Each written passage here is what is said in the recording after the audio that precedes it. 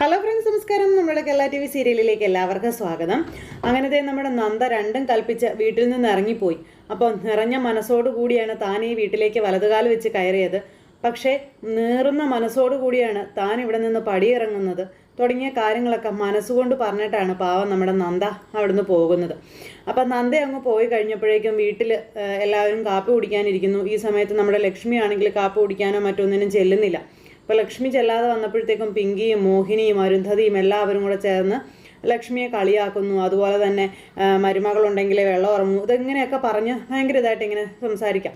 പക്ഷേ ഈ പിങ്കി എന്ന് പറയുന്നവരുടെ അഹങ്കാരം അതങ്ങനെ സമ്മതിച്ചു കൊടുക്കാൻ പറ്റില്ലാത്തത് കൊണ്ട് തന്നെ കട്ടായം പറഞ്ഞു നമ്മുടെ അർജുൻ, നീ ആവശ്യമില്ലാത്ത കാര്യങ്ങളിൽ ഇടപെടേണ്ട, നീ നിന്റെ കാര്യങ്ങൾ മാത്രം നോക്കിയാൽ മതിയെന്ന്. അപ്പോൾ ഈ വീട്ടിൽ നടക്കുന്ന കാര്യങ്ങളെപ്പറ്റി ഞാൻ പറയുന്നത് കൊണ്ട് എന്താണ് കുഴപ്പമെന്ന് ചോദിച്ചപ്പം നീ പറയുന്നത് കുഴപ്പം മാത്രമേ ഉള്ളൂ എന്നും അതുപോലെ നീ വായടച്ച് ഇരുന്നാൽ മതിയെന്നും പറഞ്ഞുകൊണ്ട് നമ്മുടെ അർജുൻ ഇങ്ങനെ പറയാം. അപ്പോൾ അർജുൻ അത് പറയുന്നത് കേട്ട് കഴിഞ്ഞപ്പോൾ പിങ്കിക്ക് ഒട്ടും ഇഷ്ടപ്പെട്ടില്ല. അപ്പം ഇതിപ്പം ആരുടെ പക്ഷമാണ്, ആരുടെ ന്യായമാണ് പറയുന്നത് എന്നുള്ള കാര്യം ഈ മോഹിനി നമ്മുടെ അർജുനോട് ചോദിച്ചപ്പം അത് വേറെ ആരുടെയല്ല, നന്ദയുടെ തന്നെയാണെന്ന് പറഞ്ഞു. കാരണം നന്ദയ്ക്ക് എന്തും അല്ലെങ്കിൽ നന്ദ ചെയ്യുന്നതിന് എന്ത് കാര്യം എടുത്തിട്ടാലും നന്ദ അതിനൊരു ന്യായം ഉള്ള കാര്യങ്ങളെ ചെയ്യാറുള്ളൂ, അല്ലെങ്കിൽ അതിനൊരു സത്യസന്ധത ഉണ്ടാകും, ഒരാത്മാർത്ഥത ഉണ്ടാകും. ഇവിടെയുള്ള ആർക്കും അത്രയും ഒരു ഇത് ഞാൻ കണ്ടിട്ടില്ല എന്നൊക്കെ പറഞ്ഞ് ആ ഒരു ഇതിലിങ്ങനെ പറയാം. അപ്പം അതൊക്കെ കേൾക്കുമ്പോൾ ഒട്ടും ഇഷ്ടപ്പെടുന്നില്ല കേട്ടോ. പുള്ളിക്കാരനാണെങ്കിൽ ഭയങ്കര കലിപ്പും കാര്യങ്ങളുമായിട്ട് അങ്ങനെ നിൽക്കുന്നു. നന്ദയെ ഇവരെല്ലാവരും കൂടി ഇങ്ങനെ പറയുന്നത് കേട്ട് പിങ്കിയെ അങ്ങോട്ട് അടിച്ചൊരു മൂലക്ക് ഇരുത്തിയെന്ന് തന്നെ പറയാം. അഹങ്കാരവും പിങ്കിയുടെ ഈ ഏഷണിയും നുണയും കുശുമ്പും കൂട്ടിക്കൊത്തും ഇതെല്ലാം അവസാനിപ്പിക്കാൻ നമ്മുടെ അർജുൻ തന്നെ മുൻകൈ എടുത്ത് പിങ്കിക്കിട്ടുള്ളതെല്ലാം കൊടുക്കുക. അങ്ങനെ ഇവരെല്ലാവരും കൂടെ സംസാരിച്ചുകൊണ്ടിരിക്കുമ്പോൾ ഇതിൻ്റെ പേരിൽ നിങ്ങളാരും വഴക്കുണ്ടാക്കേണ്ട കാര്യമില്ലെന്നും പറഞ്ഞുകൊണ്ട് ലക്ഷ്മി പറഞ്ഞു, ഞാൻ കഴിച്ചോളാം എന്നും പറഞ്ഞ് ലക്ഷ്മി.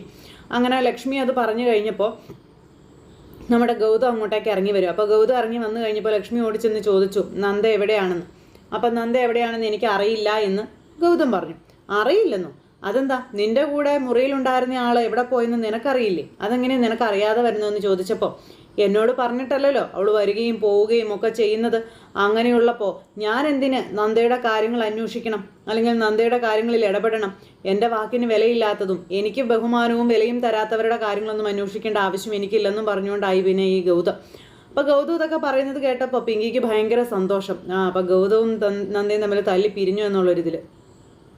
അപ്പം മോളെ നീ ചെന്ന് നന്ദയെ വിളിച്ചുകൊണ്ട് വാ എന്നും പറഞ്ഞ് ലക്ഷ്മി പിങ്കിയോടും ഒക്കെ ഇങ്ങനെ പറയുമ്പം പിങ്കിക്ക് പോകാൻ ഭയങ്കര മടി. അപ്പോൾ അർജുൻ പറഞ്ഞു, പിങ്കി നിന്നോടല്ലേ ചെറിയമായി പറഞ്ഞത്, പോയി വിളിച്ചുകൊണ്ട് വരാൻ പറഞ്ഞുകൊണ്ട് ദേഷ്യപ്പെടുക. അപ്പോൾ പിങ്കി അങ്ങ് പോകാൻ തുടങ്ങിയപ്പോൾ ഗൗതം പറഞ്ഞു, അങ്ങോട്ടേക്ക് ആരും പോകേണ്ട കാര്യമില്ല, നന്ദ അവിടെ ഇല്ല എന്ന്. നന്ദ അവിടെ ഇല്ലേ? നന്ദ എവിടെ പോയതാണെന്ന് ചോദിച്ചപ്പം എവിടെ പോയതാണെന്നൊന്നും തനിക്ക് അറിയില്ല എന്ന് പറഞ്ഞു ഗൗതം. നീ എന്തൊക്കെയാ മോനെ ഈ പറയുന്നേ? നിന്റെ അരികിൽ നിന്ന് പോയ നന്ദ എവിടെ പോയതാണെന്ന് നിനക്കറിയില്ലെന്നോ?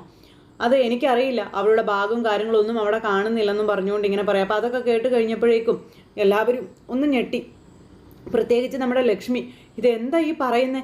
മോളെ കാണാനില്ലെന്നോ, ഭാഗം കാണുന്നില്ലെന്നോ? പിന്നെ അത് ഭയങ്കര പ്രശ്നമായി അവിടെ. അപ്പോഴേക്കും അർജുൻ ഭയങ്കരമായിട്ട് വയലൻ്റായി. നിങ്ങളെല്ലാവരും കൂടെ ചേർന്ന് ഒരു പെണ്ണിൻ്റെ കണ്ണുനീരി വീട്ടിൽ വീഴ്ത്തിയോ, നന്ദയുടെ ജീവിതം നിങ്ങൾ തകർത്തു. പിങ്കി, ഇതിന് ഉത്തരവാദി നീയാണെന്ന് പറഞ്ഞു. ഞാനോ? ഞാൻ എന്ത് ചെയ്തെന്ന് അർജുൻ ഈ പറയുന്നതെന്ന് ചോദിച്ചപ്പം നിനക്കല്ലായിരുന്നോ ഭയങ്കര തിടുക്കം?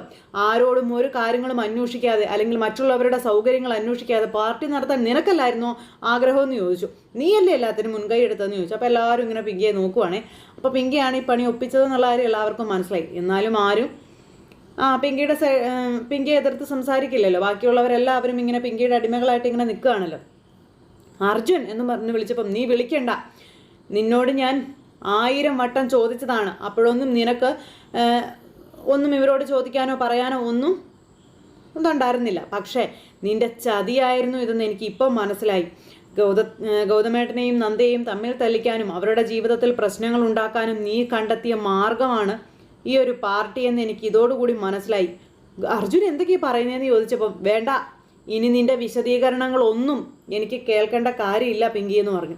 നന്ദയ്ക്ക് എന്തെങ്കിലും സംഭവിച്ചാൽ അതിൻ്റെ ഉത്തരവാദി നീ മാത്രമായിരിക്കും, എല്ലാ ഉത്തരവാദിത്വങ്ങളും നീ ഏറ്റെടുക്കേണ്ടി വരുമെന്നും പറഞ്ഞുകൊണ്ടിങ്ങനെ. അപ്പോൾ അർജുൻ ഇക്കാര്യങ്ങളൊക്കെ പറയുന്നത് കേട്ട് കഴിഞ്ഞപ്പോൾ ഗൗതം ഇങ്ങനെ ഞെട്ടലോടെ ഇങ്ങനെ നിൽക്കുക. അപ്പം നന്ദ പറഞ്ഞ കാര്യങ്ങളെല്ലാം കറക്റ്റ് ആയിരുന്നു എന്ന് ഗൗതത്തിന് അന്നേരം മനസ്സിലായി, അർജുൻ പറഞ്ഞ വാക്കുകളൊക്കെ കേട്ട്. അങ്ങനെ നന്ദയ്ക്ക് എന്തെങ്കിലും സംഭവിച്ചാൽ പിങ്കിയെ തൻ്റെ ജീവിതത്തിൽ നിന്നും അടിച്ചിറക്കുമെന്നുള്ള കാര്യം അർജുൻ അങ്ങ് മുഖത്ത് നോക്കി വെല്ലുവിളിച്ച് തന്നെ അങ്ങ് പറഞ്ഞു. അങ്ങനെ ഇവർ ഇന്ത്യവരത്തിലെ അടിയും വഴക്കും വക്കാണവും കാര്യങ്ങളൊക്കെ ആയിട്ട് ഇങ്ങനെ നിൽക്കുന്ന സമയത്ത് നമ്മുടെ നന്ദ വീട്ടിൽ നിന്ന് ഇറങ്ങി പോവുകയാണല്ലോ. അപ്പോൾ വണ്ടിയിൽ കയറി പോകണു. അപ്പോൾ ബസ്സിൽ കയറി യാത്ര ചെയ്യുന്ന നമ്മുടെ നന്ദ ഇങ്ങനെ പലതും ആലോചിച്ച് വിഷമിച്ച് ഇങ്ങനെ ഇരിക്കുന്നു. അത് കഴിഞ്ഞപ്പോൾ നന്ദയുടെ നാട്ടിലേക്കാണ് നന്ദ പോയത്. അവിടെ ചെന്ന് നന്ദയുടെ അച്ഛനുറങ്ങുന്ന മണ്ണിൽ എത്താൻ വേണ്ടിയിട്ട്. അപ്പോൾ ഒരുപാട് മര്യാദകേടുകൾ ഗൗതം നന്ദയോട് കാണിച്ചിട്ടുണ്ട്. അച്ഛൻ മരിച്ച ഒരാണ്ട് തികഞ്ഞപ്പോൾ ആ മണ്ണിലൊന്ന് പോകണമെന്ന് ആഗ്രഹിച്ച നന്ദയെ കൊണ്ടുപോകാൻ പോലും ഗൗതം തയ്യാറായില്ല. അതെല്ലാം നമ്മുടെ നന്ദ അഡ്ജസ്റ്റ് ചെയ്തതാണ്, കാര്യങ്ങളെല്ലാം മനസ്സിലാക്കിക്കൊണ്ട്. അങ്ങനെ പോലും ഗൗതത്തിനൊരു ശല്യം ഉണ്ടാക്കാത്ത നമ്മുടെ നന്ദയോട് ഗൗതം ഒരുമാതിരി പരിപാടിയല്ലേ കാണിച്ചത്. അപ്പോൾ എന്തായാലും നന്ദ തൻ്റെ നാട്ടിലേക്ക് പോകണു. അങ്ങനെ ബസ്സിൽ കയറിയ നന്ദ ഇന്നിങ്ങനെ ആലോചിച്ച് സങ്കടപ്പെട്ടിങ്ങനെ പോണുക.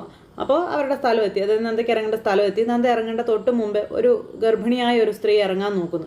അപ്പോൾ ഈ ഗർഭിണിയായ സ്ത്രീ ഇറങ്ങാൻ നോക്കുന്നപ്പോൾ ബസ്സുകാരൻ സ്റ്റെപ്പ് എടുത്ത് വെച്ചതും നമ്മുടെ നന്ദ, അപ്പോൾ ആ പുള്ളിക്കാരി ഇങ്ങനെ പോണ കണ്ടുകൊണ്ട് ഒരു സഹായം എന്നുള്ള രീതിയിൽ പുള്ളിക്കാരിനെ കയ്യിൽ പിടിച്ച് ഇങ്ങനെ ഇറക്കാനായിട്ട് നോക്കുന്നു. ആ സമയത്ത് ഈ സ്ത്രീ അങ്ങ് ഇറങ്ങാൻ തുടങ്ങുകയും ഈ ബസ്സിൻ്റെ മണി അടിക്കുകയും ഒരുമിച്ചായിരുന്നു. അപ്പോഴേക്കും വേഗം തന്നെ വണ്ടി സ്റ്റാർട്ട് ചെയ്തു, വണ്ടി എടുത്ത് അങ്ങ് പോയി. അപ്പോഴേക്കും ഈ ഗർഭിണിയായ പെണ്ണ് വീഴാൻ തുടങ്ങും. പെട്ടെന്ന് നന്ദ ആ പെണ്ണിനെ വലിച്ചു. അപ്പോഴേക്കും എല്ലാവരും, അതായത് കണ്ടക്ടറും അടുത്തിരുന്നവരൊക്കെ പിടിച്ച് വലിച്ച് ഈ പെണ്ണിനെ, അതായത് ഗർഭിണിയായ പെണ്ണിനെ അകത്തേക്ക് വലിച്ച് കയറ്റി. പക്ഷേ അവിടെ പിടുത്തം കിട്ടാതെ പോയത് നമ്മുടെ നന്ദയ്ക്കാണ്. നന്ദ വേഗം തന്നെ ആ കമ്പിയിൽ പിടിച്ചെങ്കിലും നന്ദയ്ക്ക് ഈ വണ്ടിയുടെ സ്പീഡ്, ഒറ്റ കയ്യിൽ പിടിച്ച് നന്ദ ഇങ്ങനെ വെളിയിലേക്ക് ഇങ്ങനെ തൂങ്ങിക്കിടക്കുവാണ്. അപ്പോൾ ഈ ഗർഭിണി പെണ്ണിനെ അവിടെ കൊണ്ട് ഇരുത്തേണ്ട ആ ഒരു ഇതുള്ളത് കാരണം നന്ദയെ ആരും അങ്ങോട്ട് പിടിക്കാനുള്ള ഒരു കറക്റ്റ് ടൈമിങ് കിട്ടിയില്ല.